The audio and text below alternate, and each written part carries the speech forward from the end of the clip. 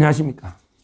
어제 윤상현 의원이 의총에서 뭐라고 이제 주장했냐면 아예 한 20명 정도 나가서 이제 새로운 이제 당을 만들거나 아니면 기존에 정당이 많이 있으니까 나가서 이제 새로 당을 만들어서 이제 한덕수 후보를 내세우면 그러면 이게 기호 3번 정도 이게 받아서 등록할 수가 있고 또 20명이 넘으면 이게 국고 보조금이 엄청나게 나오거든요.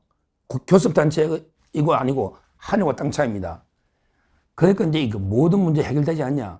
20명 이상이 나가서 당을 이렇게 만들어서 한덕수 후보를 추대하면 기호 3번이 되고 그러면 이게 비용 문제도 해결되고 그리고 이제 단일화를 하면 김문수 후보하고 그러면 이게 누가 되든 2번 아니면 3번이 되니까 또 이게 좋은 거 아니냐. 이런 이제 공개적으로 의총에서 윤상현 의원이 주장을 했는데 과연 이게 현실성이 있는지 이 문제를 한번 이게 제가 취재한 내용을 가지고 말씀드리겠습니다. 이 방안에 지금 당은 있다고 봐요. 당을 이게 창당하면 시간 걸립니다. 당을 창당할 때는 이게 최하 5일 이상 걸립니다. 5일 이상. 왜? 시도당 이게 다 전국에 만들려면 시간이 걸립니다. 공부하고. 따라서 이게 아마 윤상현 의원의 주장은 지금 정당이에요. 솔직히 정당이 몇백 개 있거든요. 그러니까 이제 기존에 있던 정당을 이게 그대로 활용해서 사람만 나가면 되는 거 아니냐. 뭐 이런 이야기입니다. 뭐 굳이 이낙연 뭐 새로운 미래나 뭐 새민주 이런 게 아니고 그 외에도 이게 우리가 모르는 정당이 많이 있습니다. 실제 우리 이쪽에 고영주 뭐 정관 목사도 정당이 있듯이 그런데 한마디로 거의 뭐 우리가 잘 이름만 있는 이런 정당을 이용해서 실제 20명 이상이 가면 되는 거 아니냐. 뭐 이런 아이디어입니다. 새로 신당을 창당할 시간은 없고요. 이런 아이디어예요. 근데 이게요. 어떻게 될까? 제가 이제 취재해본 바로는요. 한 10여 명 정도는 이게 동의를 받았다 합니다. 여기 제가 단독 보도입니다. 10여 명 정도는 이미 동의를 했다. 이런 이야기예요. 근데 아직도 많은 의원들이 주저주저하고 있는 거예요. 왜 그러냐면 이 방법이 좀 이게 너무 이제 꼼수 이게 정당한 길은 아니잖아요.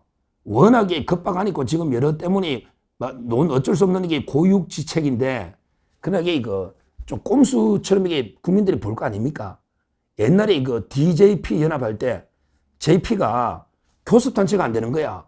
열 몇 명밖에 몇 명이 부족해. 그때 DJ가 몇 명을 꿔줬다고. 의원들에게 몇 명을 JP한테 자민련을 보내줬다니까. 교섭단체 만들어주려고. 근데 그때 저도 많이 비판했지만 이런 게 꼼수거든요.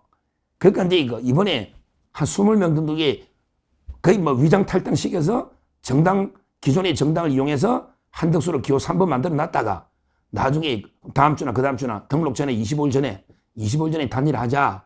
이게 제가 알기로 아직 전폭적인 지지를 못 받고 있는 것 같아요. 한 10여 명 정도 동의했다. 이런 데 이야기거든요.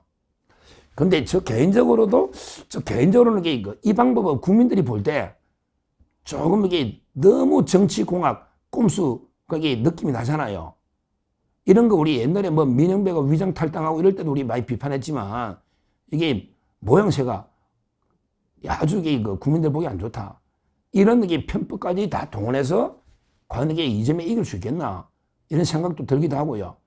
제 개인적으로는 뭐 워낙 비상수단이다 보니까 아마 주장했고 뭐 한번 검토해볼 그러면 저는 오히려 제가 보기에 이래 나가는 게 기호 2번 될 수도 있습니다. 만약에 이제 법원 가처분이 중요하거든요. 제가 생각하는 게 가장 지금 현재 유일한 길은요. 당원 뜻을 모아서 전당대회 하고 여론조사 노자는지 하고 있잖아요. 거기에 가처분이 들어야 거든 3개나. 김문수 후보가 가처분을 3개나 했어요. 전당대회 개최금지 가처분, 그 다음에 후보 지위 확인 가처분, 그 다음에 여론조사 중지 가처분 3개를 했는데 이게 가처분이 변수인데 이 가처분에서 김문수 후보가 패소하면 그러면 그냥 후보 교체를 하고 도장 찍어서 넣으면 되거든요. 정치적 행위니까. 정당이라는 게 정권에 돌려서 당원들의 뜻이 제일 중요하니까. 그러면 이게 당원들이 압도적으로 여론조사에서 한덕수다. 그러면 이게 후보 교체하면 되는데, 문제는 이게 가처분이 걸려가지고 전당대회가 개최가 안 된다든지 또는 이게 여론조사 중재라 이런 게 가처분이 인용돼 버리면 우리나라는 이게 또 법치 국가잖아요. 법원 결정까지 완전히 무시하기는 어렵단 말이에요. 아무리 당원들이 중요하도. 그럼 방법이 없잖아요. 지금 김문수로는 이게 이제 안 됩니다. 절대 못 이깁니다. 이거는 제가 분명하게 말합니다. 이미 너덜너덜 신뢰를 상실해버렸기 때문에 억지로 선거운동 할 사람도 없어요. 누가 해요? 의원들이 뭐 자기 선거처럼 김문수 선거운동 뛰겠어요? 뛰어도 안 되는데 지금 이재명이가 한참 앞서간다고. 그는 저는 이게 모든 거 최악의 시나리오가 그냥 김문수 후보 계속하고 가처분대가 또는 이게 한덕수는 드랍하고 그러면 이게 국민의힘은 나몰라라 계속 하고 이래가 대선하면 이거 하나만한 대선입니다. 이래가면요. 이렇게 가면 이게 어떻게 되냐. 이재명이가 압도적 1등 돼. 55에서 60 정도. 압도적. 그 다음에 이준석이가 우리가 2등 할 가능성이 많아요. 김문수는 3등. 이렇게 됩니다. 선거 비용을 이렇게 보전 받을 수 있을지 없을지 몰라요. 15%가 넘는다는 보장도 없어요. 지금 김문수 후보가 본인의 그걸 알아야 돼요. 원래 지지가 아주 많지도 않았어요. 원래도 이게 저는 홍준표 한동훈한테 전다고 보거든요. 근데 윤 대통령이 만들어준 거지. 고용노동부 장관 시켜주고 그러고 이게 한덕수 단일화 이걸로 이게 억지로 된 거예요. 근데 그걸 벌써 이게 초심을 잃고 자기 그게 정확하게 객관적으로 자기 현재 지지를 판단을 못하고 있는 거예요. 욕심에 완전히 뭐 눈이 가리고 기가 막혀버리면요. 제대로 여론을 못 보고 있는 거예요. 그래서 저는 극단적으로는 윤상현 의원의 제안도 최후의 비상수가 남겨놔야 된다. 뭐 선거를 포기할 수는 없잖아요. 그냥 김문수 후보로 계속 간다는 거는 선거 포기하는 것보다 더 나쁩니다. 이제는 그건 안 돼요.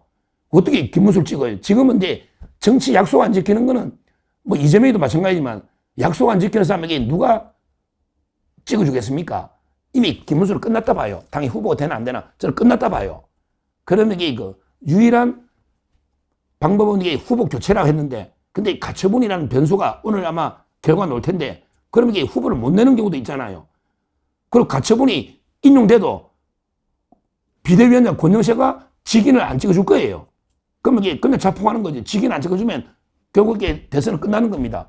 그러면 이게 결국 이준석과 이재명 싸움으로 갈 수밖에 없는 이런 이제 심각한 상황인데 이 상황에서 이게 윤상현 의원이 제안한 걸 저는 완전히 뭐 말도 안 된다 이게 일축할 게 아니고요.